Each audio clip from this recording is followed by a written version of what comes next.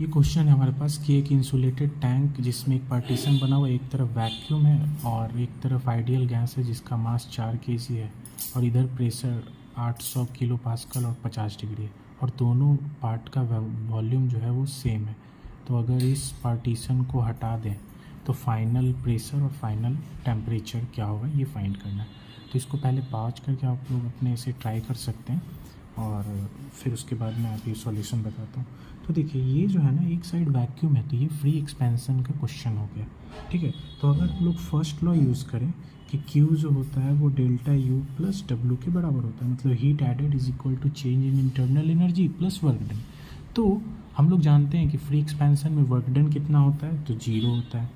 और अगर हम इसमें कोई हीट दिए क्या, नहीं, तो ये भी 0, यानी चेंज इन इंटरनल एनर्जी है ना वो 0 हो जाएगा। It means that initial internal energy और फाइनल इंटरनल एनर्जी ये दोनों क्या हो जाएंगे, बराबर।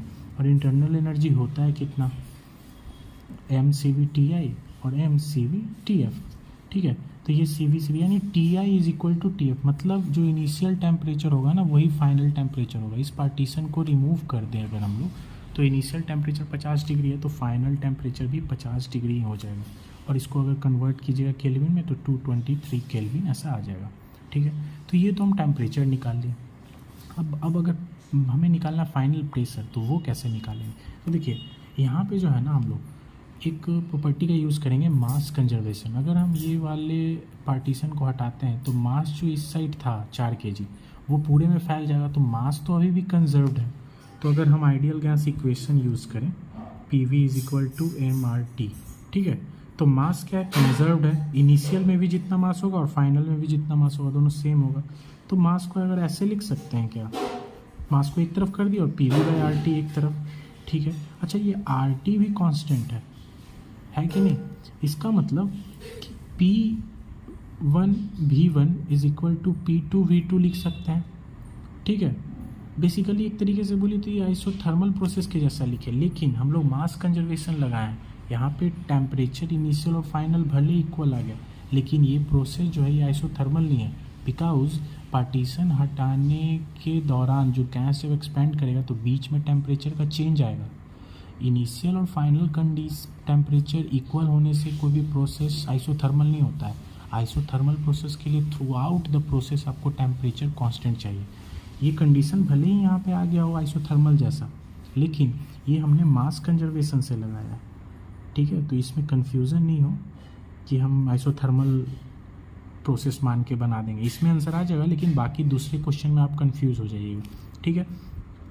तो ये मास कंजर्वेशन लगाएं तो एम कांस्टेंट है, ठीक है।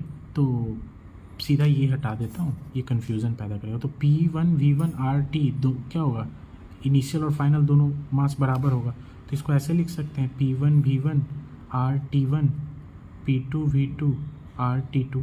ये R और T1 दोनों कैंसिल हो जाएंगे, ठीक है। तो देखिए P1 कितना है 800, V1 का कुछ वैल्यू V मान लेते हैं, और P2 निकालना, और V2 कितना हो जाएगा 2V। क्यों, क्योंकि मैंने बोल दिया था कि जो पार्टीशन है ना वो इसको इक्वल वॉल्यूम में बांटता है। मतलब इसका अगर वॉल्यूम समथिंग मान लीजिए 10 मीटर क्यूब है मान लीजिए, तो इसका भी वॉल्यूम समथिंग 10 मीटर क्यूब हो जाएगा। तो ये देखिए 8V से V कैंसिल और 2 से ये 400 इज इक्वल टू P2, यानी फाइनल प्रेशर जो है ना मेरा वो 400 किलो पास्कल आ जाएगा।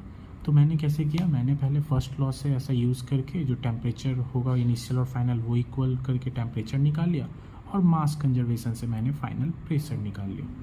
तो थैंक्स फॉर वाचिंग।